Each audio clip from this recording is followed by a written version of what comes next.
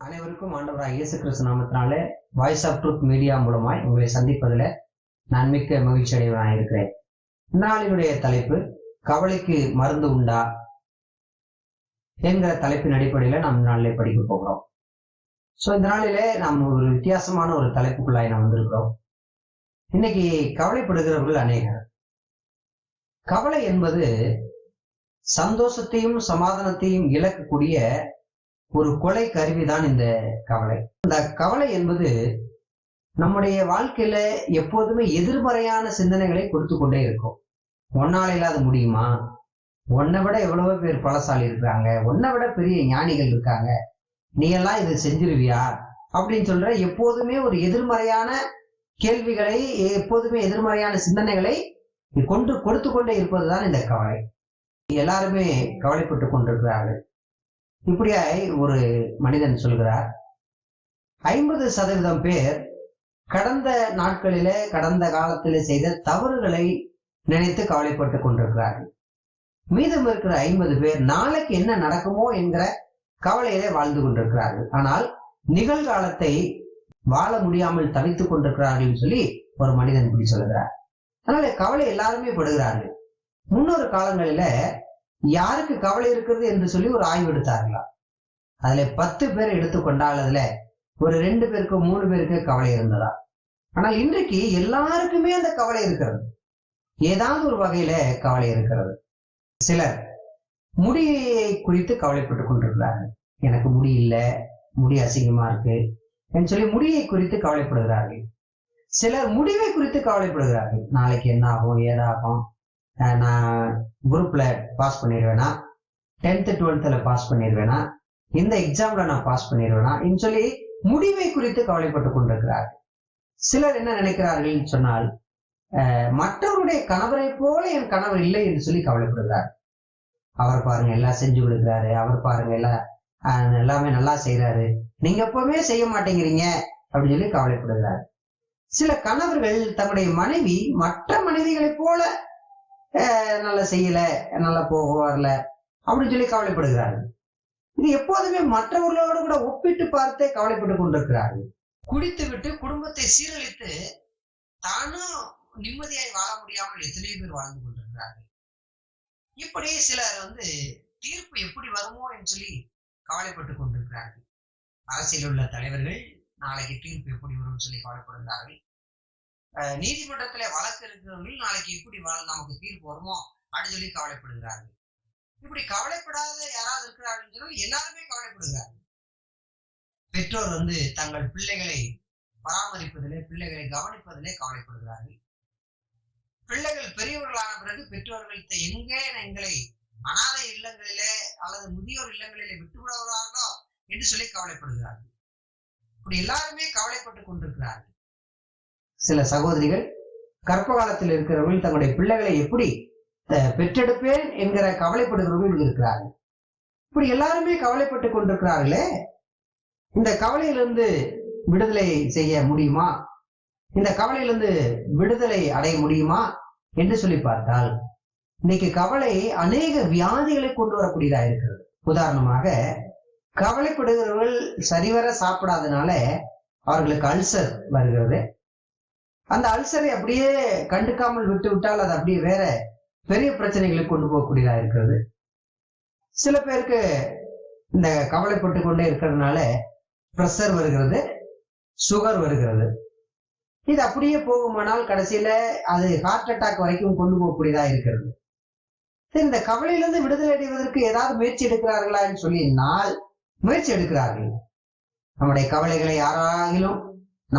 கவலைகளை யாரிடத்திலாவது சொன்னால் அந்த கவலையிலிருந்து விடுதலை அடையலாம் அப்படின்னு சொல்லி நினைக்கிறாங்க.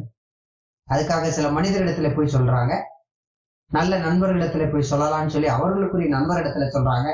அந்த நண்பர்கள் கடைசியில அதை வெளியிலே சொல்லி பின்னாட்கள்ல அது பெரிய அவமானமாய் போய் முடிகிற காரியங்கள் இருக்கத்தான் செய்கிறது. அதனால இந்த கவலையிலிருந்து விடுதலை அடைவதற்கு என்ன வழி என்று சொன்னால், இந்த நாளில் அதுக்கான தீர்வை, அதுக்கான மருந்தை இந்த நாளிலே நான் உங்களுக்கு சொல்ல இருக்கிறேன். இது ஒரு எளிய மருந்து. அந்த எளிய மருந்தை இந்த நாளிலே நான் உங்களுக்கு சொல்லுகிறேன். பைபிள்ல இப்படி சொல்லுகிறது. பிலிப்பியர்கள் நிருபம் 4ஆம் அதிகாரம் 6 வசனத்திலிருந்து நான் வாசிக்கிறேன். நீங்கள் ஒன்றுக்கும் கவலைப்படாமல் எல்லாவற்றையும் குறித்து உங்கள் விண்ணப்பங்களை ஸ்தோத்திரத்தோடு கூடிய ஜெபத்தினாலும் வேண்டுதலினாலும் தேவனுக்கு தெரியப்படுத்துங்கள். அப்பொழுது எல்லா புத்திக்கும் மேல தேவ சமாதானம் உங்கள் இருதயங்களையும் உங்கள் சிந்தைகளையும் கிறிஸ்து இயேசுவுக்குள்ளாக காத்துக்கொள்ளும் என்று சொல்லி படிக்கிறோம். அதனால நம்முடைய கவலையிலிருந்து விடுதலை அடைவதற்கு வழி இருக்கிறதா என்று சொன்னால் நிச்சயமாக வழி இருக்கிறது. அது ஒன்று, நாம் தேவனிடத்திலே தெரியப்படுத்த வேண்டும். அந்த தேவன் யார் என்று சொன்னால் ஆண்டவராகிய இயேசு கிறிஸ்து. அவரிடத்துல நாம் சொல்ல முடியுமா என்று சொன்னால் நிச்சயமாய் சொல்ல முடியும். அவர் உயிருள்ளவராயிருக்கிறார். அதனால உங்களுடைய பிரச்சனைகளை, உங்களுடைய கவலைகளை அவர் கேட்கிறவராயிருக்கிறார். கேட்டால் மாத்திரம் போதுமா என்று சொன்னால் திரும்ப உங்களுக்கு தேவ சமாதானத்தை கொடுக்க அவரால் முடியும். இந்த தேவ சமாதானம் என்பது தெய்வம் இந்த உலகத்திலே மனிதனாய் வந்து சமாதானமற்ற உங்களுக்கும் எனக்கும் சமாதானத்தை உண்டு பண்ணும்படியான ஆக்கினையை அவர் சிலுவையில எடுத்துக்கொண்டார். அதனால அவர் சமாதானத்தை கொடுக்க அவரால் முடியும். சமாதானத்தை தேடி அலைகிறவர்கள் அநேகர் இருக்கிறார்கள், ஆனால் சமாதானம் கிடைக்கிறதில்லை. ஆனால் உங்களுடைய வாழ்க்கையில சமாதானம் வருமானால் உங்களுடைய கவலை சரியாகும். அதனால சமாதானம் வருவதற்கு என்ன செய்யணும்? சமாதான பிரபுவாகிய இயேசுவை நீங்கள் விசுவாசிக்க வேண்டும். விசுவாசம் என்று சொன்னால் என்னன்னா, 2025 வருடத்துக்கு முன்பாக உங்களுக்காக கல்வாரி சிலுவையில் மரித்த இயேசு கிறிஸ்துவை நீங்கள் நம்பி விசுவாசிக்க வேண்டும். எனக்காக மரித்தார், எனக்காக உயிர்த்தார், எனக்காக வாழ்கிறார், என் பிரச்சனைகளை அவருக்கு தெரியும், என் கவலைகள் அவருக்கு தெரியும், என் கஷ்டங்கள் அவருக்கு தெரியும் சொல்லி அவரிடத்திலே உங்களை ஒப்பு கொடுக்க வேண்டும். அதுதான் விசுவாசம். விசுவாசம் மாத்திரம் போதுமா என்று சொன்னால், விசுவாசத்தோடு கூட இனி ஆண்டவர் என்னுடைய வாழ்க்கையை அவர் பொறுப்பெடுத்துக் கொண்டார், எனக்காக எல்லாவற்றையும் அவர் செய்வார் என்கிற நம்பிக்கையும் உங்களுக்கு வேண்டும்.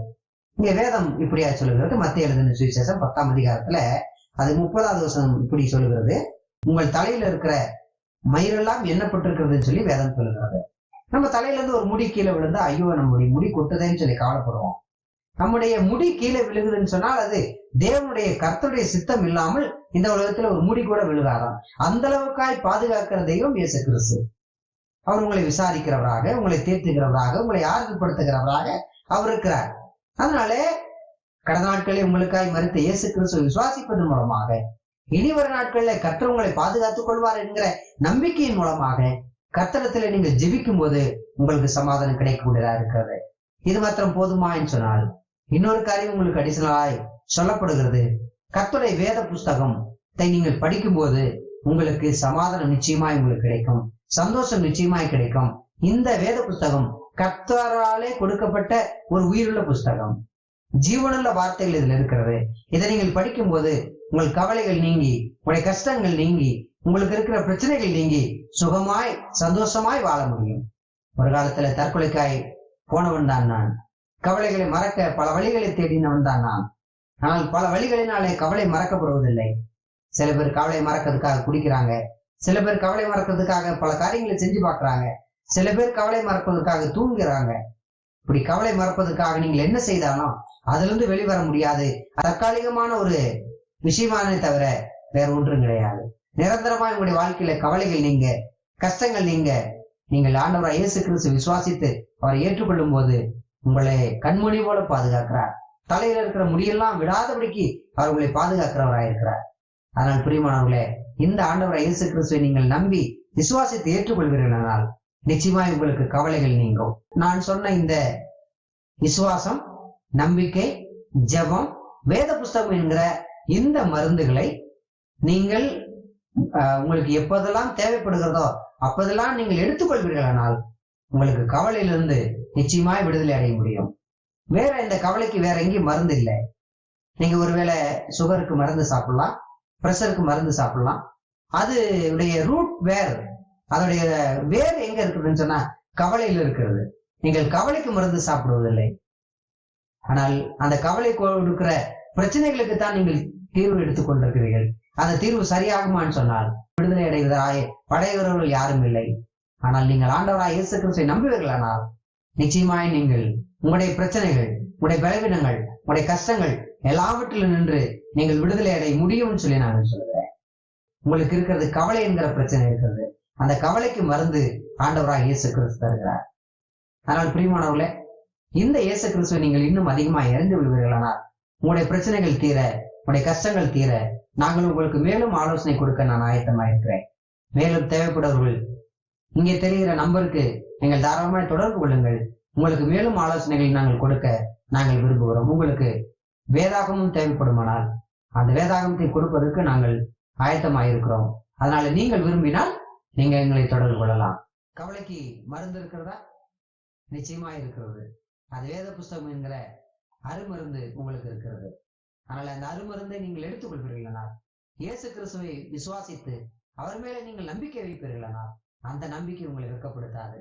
அந்த நம்பிக்கையினால நீங்கள் ஆறுதலாய், சந்தோஷமாய், சமாதானமாய் வாழ முடியும். உங்களுக்காக நான் ஜெபித்து நான் முடிக்கிறேன். கிருபையுள்ள பிதாவே, மகிமை மாட்சி நிறைந்த உணர்வான தெய்வமே, இந்த வேலைக்காய் நன்றி.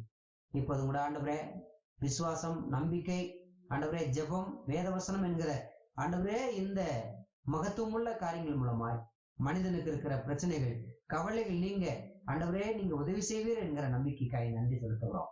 ஆண்டவர் இப்போது கூட எங்களை தாழ்த்துகிறோம், எங்களை ஒப்புக் கொடுக்கிறோம். இதன் மூலமாய் ஆண்டவரே இந்த செய்தியை கேட்கிற ஆண்டவரே சகோதர சகோதரிகள் ஆண்டவருடைய வாழ்க்கையில் இருக்கிற பிரச்சனைகள், கவலைகள் எல்லாம் நீங்கி சுகமாய் வாழ உதவி செய்ய முடியும். ஆண்டவரை தாழ்த்தி ஒப்பு கொடுத்து நாங்கள் ஜெபிக்கிறோம். தொடர்ந்து ஆஸ்வதிங்க, தொடர்ந்து பலப்படுத்துங்க. மீதம் இருக்கிற காலங்களை பொறுப்பெடுத்து நடத்தும்படி அறிஞராக இயேசு கிறிஸ்து மூலமா ஜெபிக்கிறோம். எங்கள் ஜீவன நல்ல பிதாவே.